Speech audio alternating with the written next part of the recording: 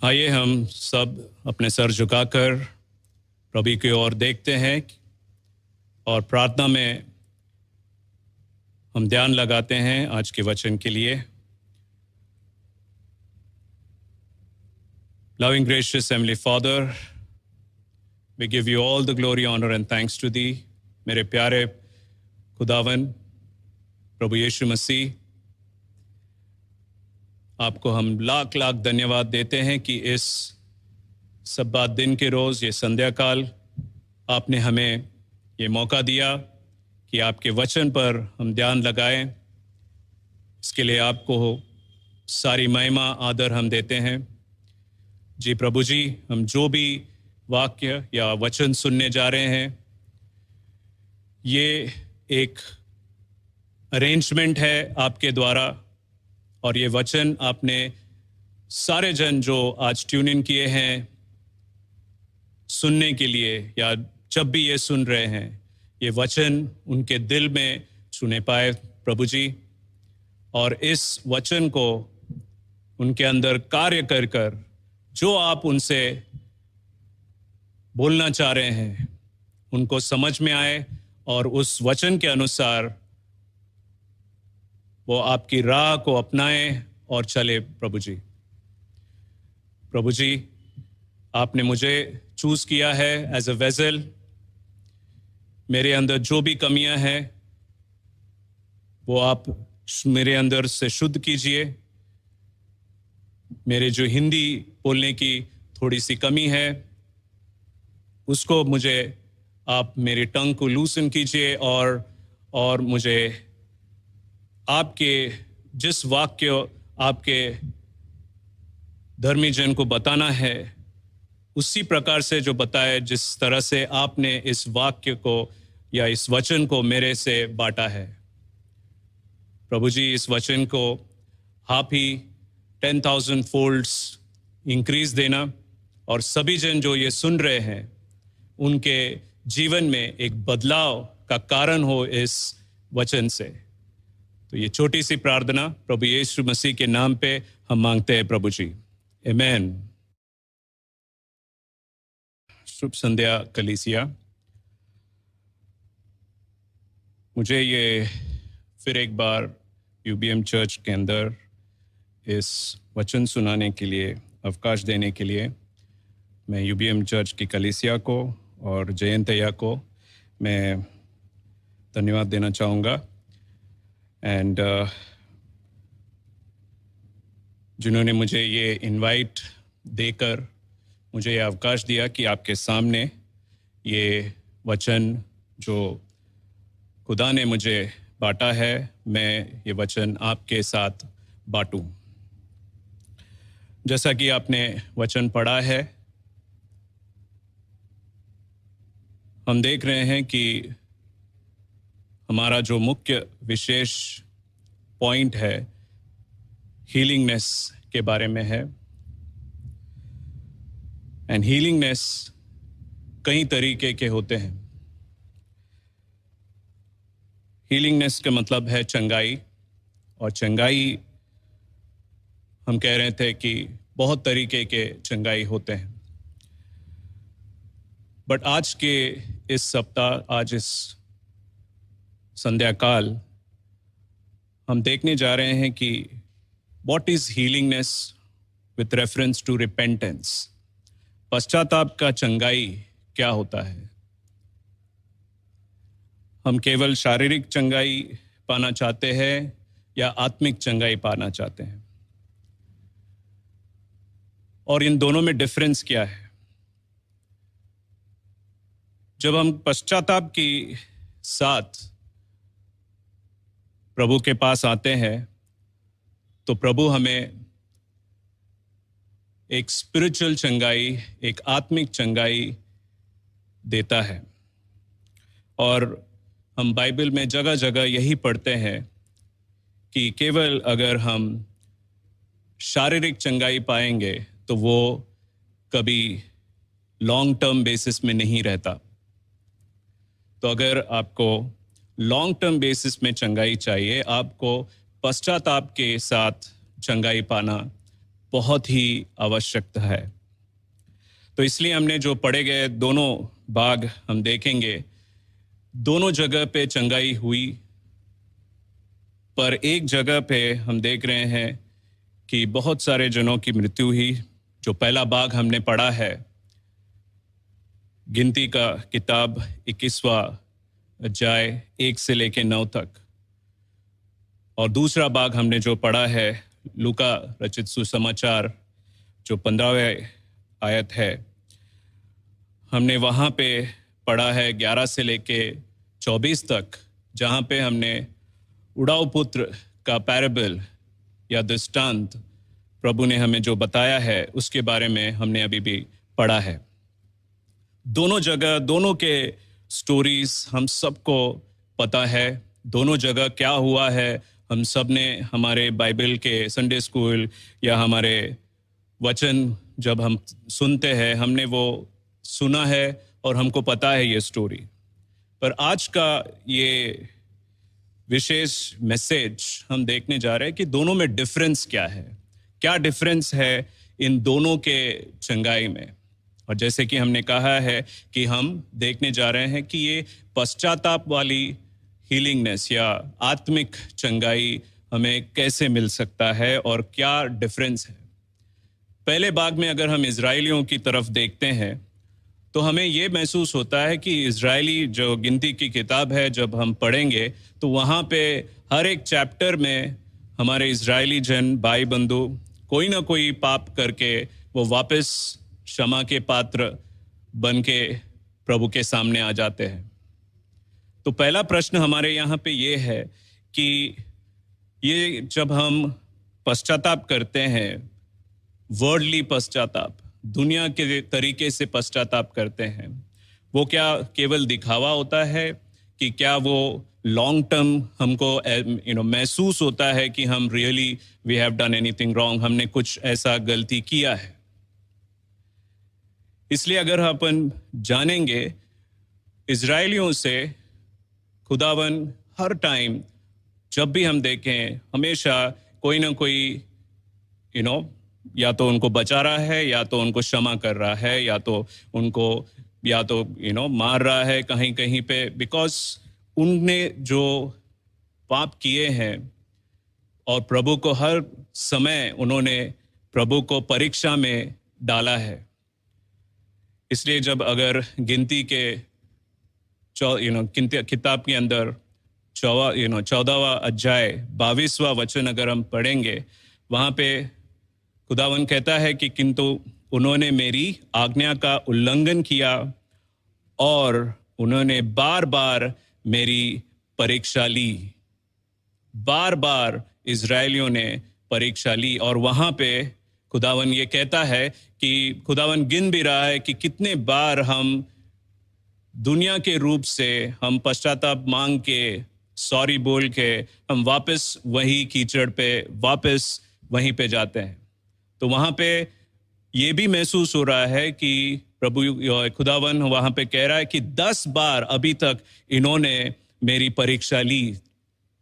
तो हमें और आपको ये चेतावनी है कि हम जब भी आते हैं प्रभु के सामने या चर्च के पास और हम कहते हैं कि खुदावन मुझे माफ करो, इस गिनती के किताब 14वां अध्याय 22 में जैसे इजराइलियों को पाप गिना गया है, आपका भी वहाँ पे कितनी बार आपने सिर्फ वर्ल्डली नाते से प्रभु यीशु मसीह के पास खुदावन के पास आकर आपने सिर्फ मुंह से माफी मांगा है। खुदावन यहाँ पे ये कह रहा है कि यहाँ पे आपने बार बार लगातार मुझे परीक्षा में डाला है और मैंने कुछ आपको बीमारी दी, उसके बाद वापस आप आ रहे हैं। तो ये गिनती का पढ़ा हुआ अध्याय 21वां अध्याय में हमने पढ़ा है कि वहाँ पे भी इजरायलियों को बहुत ही कंप्लेनिंग नेचर था। हर एक चीज, कोई भी कुछ थोड़ा सा इधर से उधर हुआ, वहाँ पे इजरायली आपको क्या कह रहे हैं, आपको कंप्लेन कर रहे हैं खुदावन के लिए, किसके ये नहीं मिला, हमको वो नहीं मिला। चाहे कोई थोड़ा सा खाना भी नहीं मिला, वहीं पे जाके वापस कुड़कुड़ाने लगते हैं, वापस कंप्लेन करने लगते हैं। तो ये सारा जो कंप्लेन है, और ये इजरायली ऐसे जन है जो बलपूर फल पाए हैं खुदावन से। उन्हें मिस्र से निकाला, लाल समंदर पार करके दिखाया, कहीं बहुत सारे दुश्मनों को मात देने के लिए उनको चंगाई, उनको वैसे आशीर्वादित किया। ये सारा देखने के बावजूद अगर इजरायली वापस कुड़कुड़ाने लगते हैं, वापस चिंता व्यक्त करते हैं, वापस अगर खुदावंद के नाम पर शक जाहिर करते हैं, खुदावंद ये कहता है आज कि आप बार बार मुझे परीक्षा में लेके आ रहे हो।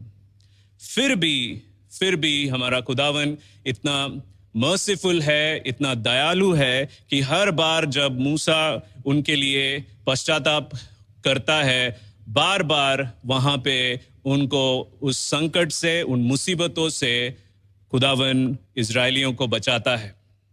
यहाँ पे भी उन्होंने क्या किया कि सांपों को छोड़ दिया। वापस जब प्रॉब्लम आ गई, वापस सारे इजरायली वापस हमारे मूसा के पास आके हमारे लिए प्रेयर करो, हमारा पश्चाताप सुनाओ खुदावन को।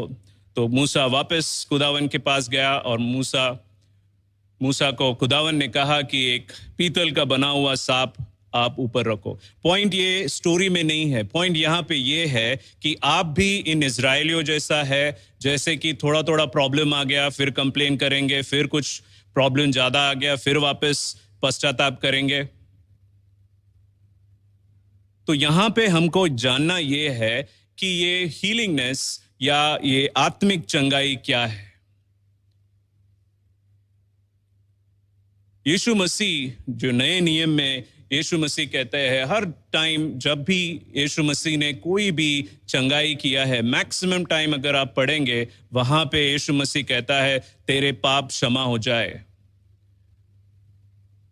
तो हम सब क्या है, हम सब पापी हैं, हमें हमारे पापों ने जकड़ा हुआ है, कोई ना कोई पाप से हम जकड़े हुए हैं। तो जब हम खुदावन के पास आते हैं, यीशु मसीह के पास, तो हमें हमारे पापों को पश्चाताप करना चाहिए। और ऐसा नहीं पश्चाताप की नाम का नाम मात्र के लिए हम पश्चाताप करेंगे। अगर आप मुंह से पश्चाताप करेंगे वो ऐसा होगा कि सिर्फ दिखावा के लिए आप पश्चाताप कर रहे हैं। अगर हम दूसरी भाग में हम देखेंगे लूक चैप्टर 15 वर्स 11 to 24, लूका रचित सुसमाचार 15वें अध्याय 11 से लेके 24 तक, वहां पे भी हम देखते हैं एक उड़ाऊ पुत्र, एक पुत्र जो अपने पिता से अपना भाग मानकर, उसका संपत्ति का भाग लेकर वो पिता को छोड़कर चला गया। तो इसमें ये स्टोरी हमने बचपन से सुना है, प्रोडिगल सन या उड़ाऊ पुत्र हम कहते हैं। पर अगर आपने ध्यान से एक एक शब्द इन चैप्टर्स के पढ़े होंगे तो वहां पे खुदावन या यीशु मसीह आपको सिखाना चाहता है कि सच्चा पश्चाताप क्या होता है। और ये स्टोरी में अगर पहले ही 11वां वचन अगर आप देखेंगे मेरे प्रियो, वहां पे बेटा, छोटा बेटा कहता है कि संपत्ति में से डैश हिस्सा, डैश का मतलब आप उसको फिल कर सकते हैं। क्या मांगता है छोटा बेटा? छोटा बेटा मांगता है संपत्ति में से मेरा हिस्सा। यहां पे इस दृष्टांत में कहीं पे भी यीशु मसीह ने नहीं कहा कि उन्होंने कमाया कुछ।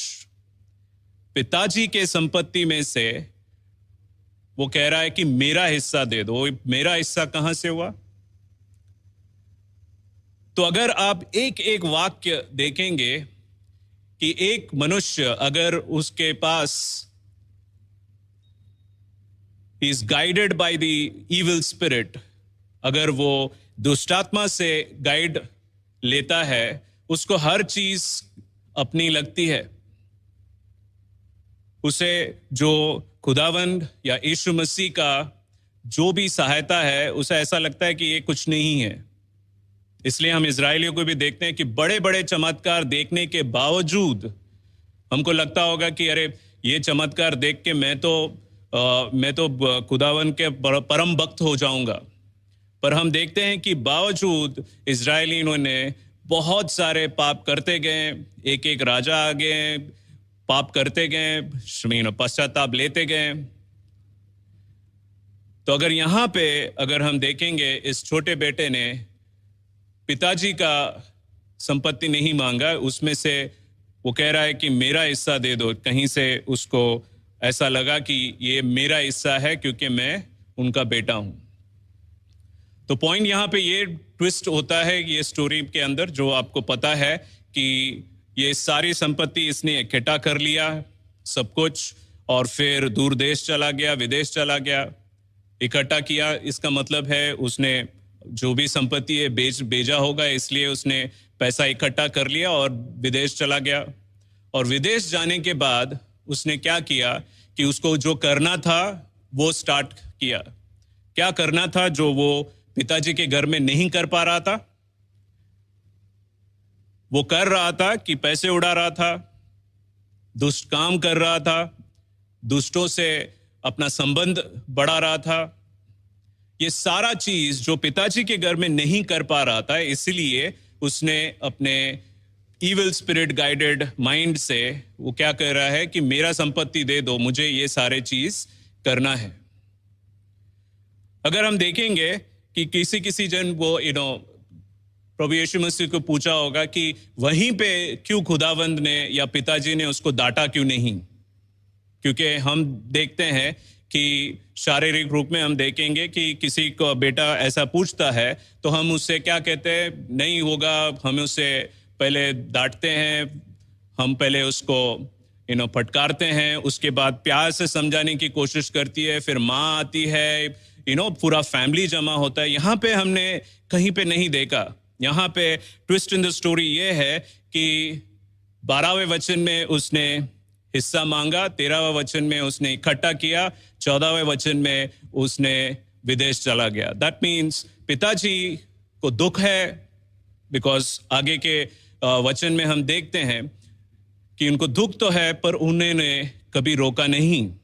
जैसे कि हम जनरली सोचते होंगे कि माइट भी ये पिताजी रोकना चाहिए या कुछ चमत्कार होना चाहिए था वहाँ पे, कि वहाँ पे एक ऐसा LCD TV होना चाहिए जहाँ पे उनको लगेगा कि छोटे पुत्र को दिखाए कि तुम्हारा ये भविष्य होगा, इसलिए पहले से ही पिताजी के घर में रहो। पर ऐसा नहीं हुआ। यहाँ पे मैं एक उदाहरण देना चाहता हूँ कि एक जगह पे 4 मित्र थे, वो पिकनिक में चले गए, और यहाँ पे ये पिकनिक में जाने के बाद उनको वहाँ पे एक नदी थी, और इनको लगा कि ये नदी में हम स्नान करेंगे, अच्छा एंजॉय करेंगे, बिकॉज पिकनिक है। हमेशा यंगस्टर्स जब पिकनिक जाते हैं तो जाने का वजह ही होता है एंजॉयमेंट। तो जब ये पिकनिक चले गए, और वहाँ पे अगर आप देखेंगे कि इन्होंने पिकनिक में बहुत खूब मजा किया। इन चारों में से एक जो व्यक्ति है उसको स्विमिंग नहीं आती थी। फिर भी जब जैसे यंगस्टर्स होते हैं, 3 जन को देख के इसको भी लगा कि मैं भी थोड़ा घुसूं तो 3 जन तो मुझे बचाएंगे। पर जब इसने अंदर गया और थोड़ा थोड़ा अंदर जाते गए, बिकॉज जो एक बार हम पानी में जाते हैं तो ऐसा लगता है कि थोड़ा और अंदर जाके हमारा जो भय है हम निकालेंगे। पर एक समय ऐसा आया कि वो बहुत ही अंदर चला गया और नदी का बहाव बहुत था, और अपने आप को इस तरह से पाया कि वो डूब रहा है। ये देखकर बाकी 3 जन बहुत ही घबरा गए, और बाकी 3 जन जो है उनको बचाने से के अलावा ये तीनों जन तट पर आके बैठ गए। अभी ये तीनों में से एक जो व्यक्ति है वो बहुत ही बड़ा स्विमर है, और उसको ही इज अ यंगस्टर, तो वो बहुत ही अच्छा स्विम करता है एंड उसको बचा सकता है। तो ये बाकी 2 जन ये स्विमर को बोल रहा है कि अरे जाके बचाओ उसको, अपना ही दोस्त है, अपने माता पिता का एक ही पुत्र है, तू जाके बचा। पर ये जो स्विमर है, जो दोस्त है, वो तस से मस नहीं हो रहा था। वो वैसा ही बैठा और ना नदी पे वापस जाके उसको बचाने का कोई प्रयत्न नहीं किया।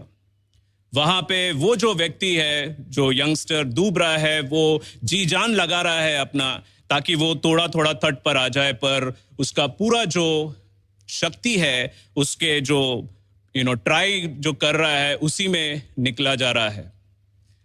और ये दो दोस्त इसको मना रहे हैं, कि कोस रहे हैं, गाली दे रहे हैं कि तेरे को इसको चिंता नहीं है, ये हमारा ही दोस्त है, क्या करेंगे, उसके माता पिता, इसका इकलौता पुत्र है वो, प्लीज ट्राई करो। पर ये जो मित्र है वो ऐसा ही बैठा रहा और तस से मस नहीं हुआ।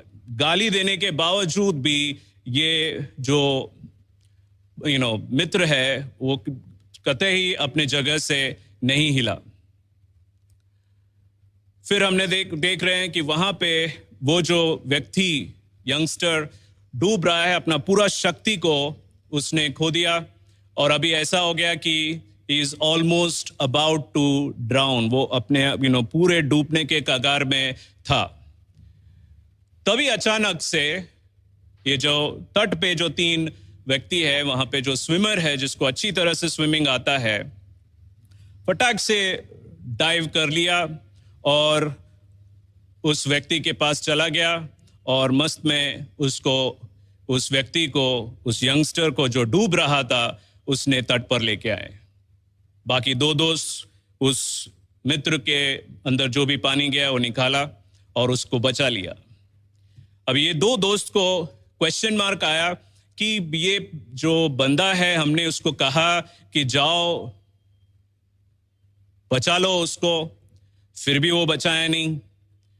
बहुत सारे टाइम उन्होंने प्लीड किया, गाली दिया, कर्सेस दिए, फिर भी उसने बचाया नहीं। फिर अचानक ऐसा क्या हुआ कि उसने अंदर डुबकी लगाई और उस व्यक्ति को बचा लिया। तो उनके जो आश्चर्य हुआ और उनसे पूछने लगा। तब ये स्विमर जो है वो कह रहा था कि ये जो है, अगर मैं पहले ही कूद के अगर मैं उसको बचाने जाता था, तो वहां पे जो व्यक्ति डूब रहा है अपनी शक्ति से वो मुझे भी डूबा देता, because he would be trying, वो अपने आप को बचाने की ट्राई करता था और मैं अगर बचाने जाऊं तो वो अपने शक्ति से मुझे भी डूबा देता और खुद भी डूब देता। जब ये व्यक्ति अपना पूरा शक्ति खो बैठता है और अपना पूरा जो जो भी ऊर्जा है अपने अंदर, वो पूरा निकाल के वो अभी जस्ट डूबता होता है, when he is without any energy, तब सही समय है जब उसको पकड़ के हम तट पे लेके आ सकते हैं। तो यहां पे ये हमको सीखने मिलता है कि अगर हम हर बार किसी को, जैसे कि इजरायलियों को बार बार खुदावंद ने हर बार उनको डांटा फटकारा, फिर उनको पश्चाताप किया उन्होंने, फिर उनको क्षमा किया और फिर उन्होंने अपना जो कार्य है पाप करने का वापस वही करते गए। हम पढ़ के हमें ये आश्चर्य होता है, पर वहां पे चैप्टर के बाद चैप्टर आप वही देखते रहेंगे। तो यहाँ पे ये दृष्टांत हमें ये कहता है, यहाँ पे भी लूका रचित सुसमाचार में भी प्रभु यीशु मसीह ने वही कह रहा है कि पिताजी ने रोका नहीं। इस जो उड़ाव पुत्र है, ये जो व्यक्ति है, छोटा पुत्र, वो विदेश चला गया और अपना पूरा धन संपत्ति पूरा उड़ा दिया, बिकॉज ये जो पल भर का जो आनंद होता है वो दैट इज अनंत आनंद से परे होता है। It will just give you 5 minutes of satisfaction. आजकल के लॉकडाउन के इसमें हम या बहुत सारे यंगस्टर्स 5-5 मिनट के सेटिस्फैक्शन के लिए ढूंढते हैं कि घर में मुझे घुटन हो रही है, या घर में हमें ये नहीं मिल रहा है, वो नहीं मिल रहा है, मुझे बाहर जाना है। वहां पे प्रभु यीशु मसीह यही कहता है हमें कि हम जब बाहर रहते थे, हम हमेशा घर पे रहने की तलब रहती थी कि घर कब जाके मैं आराम करूंगा। अभी तो प्रभु यीशु मसीह ने हमें महीनों दिया है कि आराम करो, अपनी हेल्थ को सुधारो, प्रभु यीशु मसीह पे ध्यान लगाओ। पर हम देखते हैं कि बहुत सारे जन इस लॉकडाउन की स्थिति में ऐसे ऐसे आपको उदाहरण मिलेंगे कि अभी उन्होंने पूरे नेटफ्लिक्स के पिक्चर देख लिए और आगे वाले पिक्चर्स देख रहे कि कब आएगा। तो इसी तरह से इस छोटे पुत्र ने भी अपने क्षण मात्र के आनंद के लिए उसने अपना पूरा संपत्ति उड़ा दिया। और ऐसा स्थिति में है, स्टोरी आपको दिखाता है कि ये छोटा पुत्र अभी किसके साथ बैठा है। He is sitting with pigs, सूअरों के साथ बैठा है। इस स्थिति में वो आ गया है कि उसके पास ना पैसा है, ना खाने के लिए खाना है, ना कुछ भी कमाने के लिए कोई पैसा नहीं है उसके पास। और वहां पे बैठ के वो सोच रहा है कि क्या करूं मैं, मेरा हालत क्या हुआ। अभी वो देख रहा है कि या मनुष्य छोटा बेटा है और वहां पे सुअर है। ये कहा जाता है एग्जाम्पल्स में कि जब भी हम धर्मी जन जो भी है वो बचाए नहीं जाते हैं या प्रभु यीशु मसीह को अपनाते नहीं है, ये कहा जाता है कि हमें सुअर जैसे बिहेव करते हैं। We behave like pigs. Pigs क्या करते हैं कि जहां पे भी मट्टी देखा वहां पे मस्त ने वो कूद जाते हैं और उसके अंदर लोटपोट होके आनंद करते हैं मट्टी के अंदर। पर यह कहा जाता है कि जब हम प्रभु यीशु मसीह को अपनाते हैं, प्रभु यीशु मसीह हमारे अंदर एक भेड़ का दिल फिट करता है और इस भेड़ के दिल हमें चेंज करता है। और भेड़ का जो एट्रीब्यूट्स है, जैसे प्रॉपर्टीज हम कहते हैं, बिहेवियरल पैटर्न, कि वो जहां पे भी मट्टी देखता है वो वहां पे कूदता नहीं, उसे बच के निकलता है। और यदि वो गिर भी जाता है मट्टी में तो वो ये करता है कि अपने आप से वो मट्टी हटाना चाहता है। तो यहां पे इस छोटे पुत्र को यही एक दुविधा है कि क्या वो सुअरों के साथ कीचड़ में, पाप में, दलदल में वहीं पे पड़ा मूंगफली खा के जीता रहेगा, या प्रभु यीशु मसीह या अपने पिताजी से पश्चाताप होकर माफी मांगकर एक अच्छा समय बिताएगा। तो ये हर एक समय, एक टाइम हम सबको आता है प्रियो। उस समय को प्रभु यीशु मसीह कहता है मन फिराव समय। अगर हम प्रेरितों की किताब उसका 11वां अध्याय देखेंगे, वहां पे पौलुस कहता है कि all the Gentiles would get a chance of repentance। मन फिराने का हर एक को हमारा समय मिलता है। और इस छोटे पुत्र को भी वहां पे उस समय पे, अगर आप ध्यान दे रहे हैं, उस समय पे उस छोटे पुत्र को भी एक मन फिराव समय या अपॉर्चुनिटी मिला है। अभी ये समय अगर हम कंपेयर करेंगे अपने आप को, हमें भी बहुत टाइम ये मन फिराने का या रिपेंटेंस का समय मिला है। और ये सच्चा रिपेंटेंस क्या होगा? अगर ये स्टोरी कुछ अलग होता, वो वापस छल कपट से अपने पिताजी के पास जा सकता था, वहां पे गिड़गिड़ा सकता था, जैसे इजरायली गिड़गिड़ाते थे मोसेस के पास कि चलो चलो इस बार अभी वापस प्रॉब्लम आया है, हम पश्चाताप के नाटक करते हैं, अभी के लिए मुझे ले लो, और वापस वो अपना कुछ सामान चुरा के वापस भाग जाता। पर प्रभु यीशु मसीह ने हमें यहाँ पे सिखा रहा है कि एक मन फिराव समय जब आता है, the repentance time when it comes, whether you are having the true repentance to have your spiritual healing, अगर आपको एक सच्चा पश्चाताप होता है जो आपको प्रायश्चित करने में मजबूर करता है,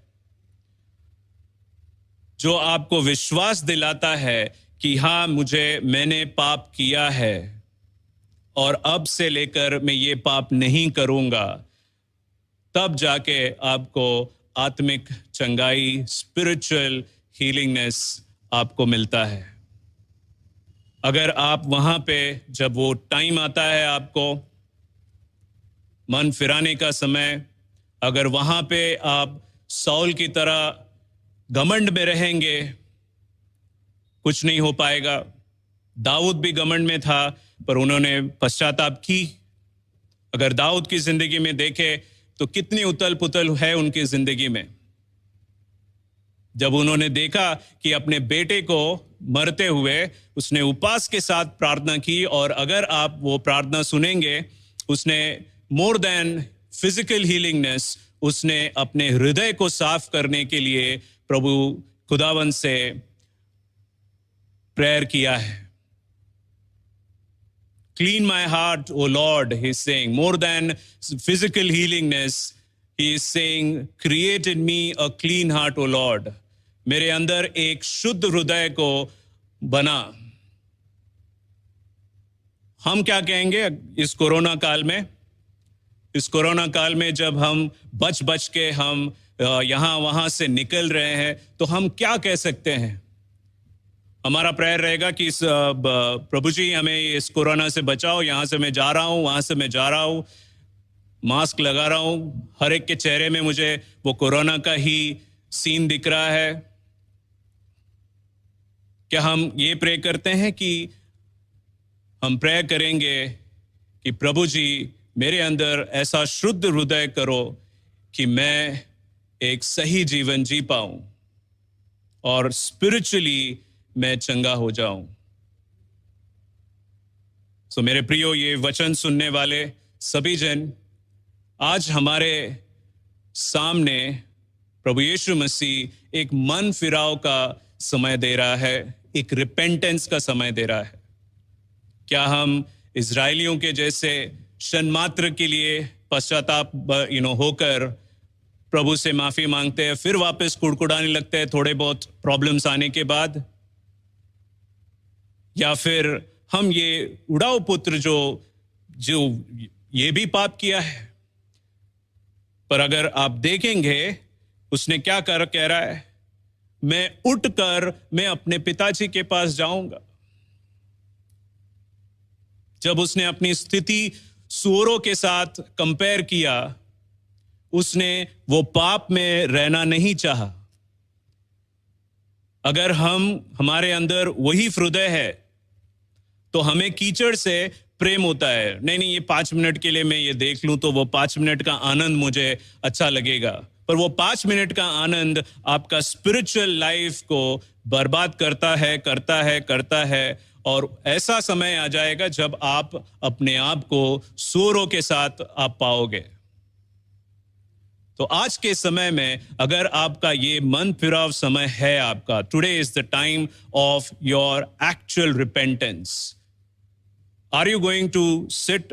क्या आप ऐसे ही बैठ के अपने सौल को भी शमूएल ने कितनी बार ये मन फिराव का समय दिया, पर एक टाइम उसने अपने घमंड से पढ़ा कि अरे उन्होंने फोर्स किया मुझे। आदम हव्वा के इसमें भी हमने देख रहे हैं, वहां पे पश्चाताप के अलावा आदम ने हव्वा पे डाल दिया अपना दोष। तो आज आप सौल या आदम जैसा घमंड में रहेंगे, या इजरायली जैसे घमंड में रह के प्रभु का प्रकोप से में रहेंगे, या आप प्रभु यीशु मसीह को एम्ब्रेस करेंगे या दौड़ कर जाएंगे प्रभु यीशु मसीह के पास।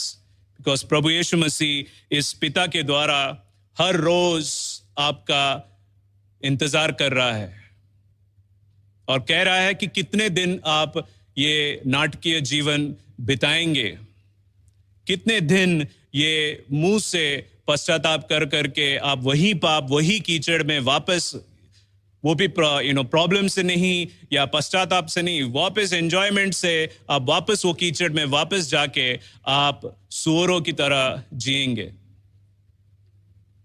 प्रभु आपको भेड़ का हृदय देना चाह रहा है, प्रभु आपको शुद्ध हृदय देना चाह रहा है। प्रभु आपको कह रहा है कि चाहे जैसा भी आपके अंदर पाप का बोझ हो, आज का ये समय है कि आपका ये मन फिराव समय आपके लिए है। जो भी आपने पाप किया होगा, जितना भी लाल हो, जितना भी काला हो, पर प्रभु यीशु मसीह के रक्त के सोते से ये सारा जो पाप है वो धुल जाएगा। और प्रभु यीशु मसीह आपको इनवाइट करता है इस पश्चाताप और मन फिराव समय को आपको एक्सेप्ट करने के लिए। और जब आप पश्चाताप से प्रभु यीशु मसीह के पास आते हैं, तो प्रभु यीशु मसीह कहते हैं कि जो भी मेरे पास आता है उसे मैं कभी नहीं ठुकराऊंगा। I will never ever throw away anyone who is coming. अगर आप गलातियों के किताब पढ़ेंगे, 3 अध्याय 5वां वचन अगर आप पढ़ेंगे, वहां पे कहता है, परमेश्वर जो तुम्हें आत्मा प्रदान करता है और जो तुम्हारे बीच आश्चर्य काम करता है, वो इसलिए करता है कि तुम व्यवस्था के विधान को पालते हो, या इसके लिए कि तुमने सुसमाचार सुना है और उस पर विश्वास किया है। ये मुझे और आपको ये चेतावनी है। परमेश्वर हमारे जिंदगी में बहुत सारे अच्छे काम किए हैं, पर हम क्या कर रहे हैं कि उन पर विश्वास नहीं करते और तुरंत भागते हैं कंप्लेंट्स करने की तरफ, जैसे इजरायलियों ने किया है। अगर आप देखेंगे ये छोटे पुत्र का दृष्टांत यहाँ पे यीशु मसीह बताते हैं और इतिहास बताता है हमें कि किस प्रकार से अपने मन फिराव समय में छोटे पुत्र ने पश्चाताप और सही पश्चाताप का आधार लिया।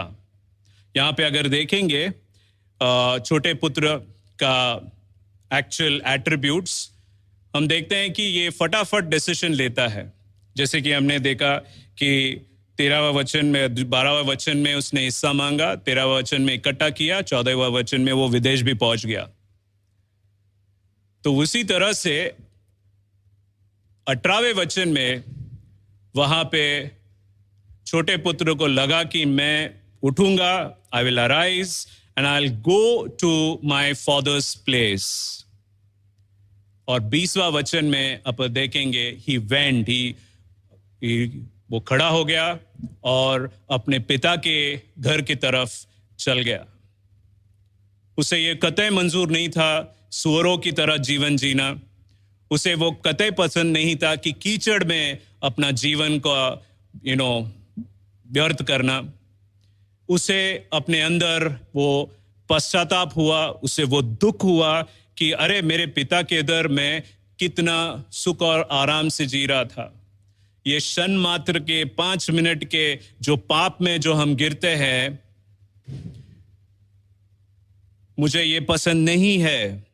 इसने मुझे 5 मिनट का आनंद दिया है, पर मुझे अनंत दुख दे रहा है ये। तो उसे पश्चाताप हुआ, उसे दुख हुआ अपनी स्थिति को देखकर। और सच्चा पश्चाताप से इस छोटे पुत्र ने 20वें वचन में he stood up and he went, वो उठकर पिता के पास चला गया। और 21वें वचन में वो कहता है अपने पिता को कि मैंने स्वर्ग और तेरे अगेंस्ट पाप किया है। और पिता को जो इंटरेस्ट था, जैसे कि हमने कहा है कि यीशु मसीह को आपके पाप में इंटरेस्ट नहीं है। यीशु मसीह को आपके बचे जाने का इंतजार रहता है। When are you going to get saved? When are you going to get that repentance, the true change? कब आपके अंदर वो पश्चाताप होगा जहां पे आपका एक मन फिराव समय आएगा और आप ये कहेंगे कि अब से लेकर अनंत काल तक मैं कोई भी पाप या प्रभु यीशु मसीह के अतिरिक्त कोई भी काम नहीं करूंगा। तो वहां पे हम देखते हैं ये दृष्टांत में कि पिताजी को इतनी करुणा थी कि उसने वो जो कह रहा था वो सुना भी नहीं, दूर से ही उसने देख लिया। He embraced, और उन्होंने पार्टी रखा कि चलो मेरा बेटा जो मर गया था वो वापस आया है, जो मेरा बेटा सूरों की जिंदगी जी रहा था आज मेरे पास एक भेड़ के समान मेरे पास आया है, पश्चाताप लेके आया है। He is saved, and स्वर्ग में और आनंदित सब लोग हो रहे हैं कि एक जो ह्यूमन बीइंग है, एक आत्मा है, बचाया गया है। सो मेरे प्रियो, जैसे कि मैंने कहा है कि ये जो मन फिराव समय, अगर आपको लग रहा है आप वो स्थिति में है, अगर आपको ये लग रहा है कि ये लॉकडाउन में मेरा समय मैंने प्रॉपरली यूज नहीं किया है, क्षण मात्र की जिंदगी के लिए या आनंद के लिए मैंने प्रभु यीशु मसीह का क्रोध को मैंने अपना लिया है, अगर आप किसी को कोई बाधा है और वो कुड़कुड़ा रहा है कि मेरे अंदर ये बाधा क्यों आई है, ये जान लो कि आज आपका मन फिराव समय आया है। कोई भी आप स्थिति में रहे, प्रभु का वचन कहीं पे भी हो, जैसे कि आज यहाँ पे कलीसिया में नहीं है, पर आप जहाँ पे भी है, ये प्रभु का आत्मा ये वचन द्वारा आपसे बात करेगा कि आज ही आपका पश्चाताप का समय है। एंड द ट्रू रिपेंटेंस जो आपके आत्मिक जीवन को चेंज करेगा। और अगर आपके आत्मिक जीवन में आपको हीलिंगनेस प्राप्त होता है, आपके अंदर जो फिजिकल डिफॉर्मिटीज होंगे या प्रॉब्लम्स होंगे वो सारा निकल जाएगा, बिकॉज आपके अंदर आत्मिक चंगाई आपके अंदर है। तो यही समय है मेरे प्रियो कि आपको ये जानना है कि आई वुड रिपेंट। एंड जान लो, the repentance, the true repentance is something which is attached with your sincere sorrow. एक सच्चा पश्चाताप ये है जहां पे आप के दुख के साथ वो मिक्स्ड होता है। अगर आप दो चोर की तरफ भी देखे, एक चोर लास्ट मोमेंट में एक सच्चा पश्चाताप वर्ड बोलता है प्रभु यीशु मसीह को, और उसी समय उसका उद्धार वहां पे हो जाता है। क्या आपको इस छोटे पुत्र जैसे उद्धार पाना है? क्या आपको उस चोर के समान जो आखिरी क्षण में उसने प्रभु यीशु मसीह को सच्चा पश्चाताप से दुख के साथ एक्सेप्टिंग हिज सिन, जो अपने पापों को एक्सेप्ट करके उन्होंने प्रभु यीशु मसीह के सामने रखा, जैसे छोटे पुत्र ने अपने पिता के सामने रखा। आज का ये दिन, आज का ये संध्या काल, जहां पे भी आप हो, वहां पे आप जहां पे बैठ के आप अगर सच्चे दिल से पश्चाताप करेंगे, मुझे पूर्ण विश्वास है कि आप जैसे देख रहे हो कि पिता ने किस प्रकार से इस छोटे पुत्र को एम्ब्रेस किया है, प्रभु यीशु मसीह आपको एम्ब्रेस करेगा। और जो भी आपके अंदर स्थिति होंगी, बीमारी होंगे या जॉब के इश्यूज होंगे, घर में प्रॉब्लम्स होंगे, बच्चों का इश्यू होगा, जो भी प्रॉब्लम होगा, आपको प्रभु यीशु मसीह द्वारा आपको इसका पूरा सॉल्यूशन मिलेगा। पर अगर आप सिर्फ ये प्रॉब्लम्स से छुटकारा पाना चाहते हैं, पर हम वही पिग के जैसे या सूअरों जैसे जिंदगी जीना चाहेंगे, तो मुझे दुख के साथ कहना पड़ रहा है कि ये मिरेकल्स इवन शैतान भी कर लेगा, पर सच्चा आत्मिक जो मिरेकल है, हीलिंग है, वो प्रभु यीशु मसीह ही दे सकता है पश्चाताप द्वारा। सो वी इनवाइट यू, हम आपको इनवाइट करते हैं कि ये समय है आपको सच्चा पश्चाताप करने के लिए और प्रभु यीशु मसीह के पास गिड़गिड़ाने के लिए, जैसा इस पुत्र ने किया है। और मुझे आशा है कि आप सब ये चीज करेंगे, because repentance leads to forgiveness. पश्चाताप ही आपको फॉरगिवनेस देगा।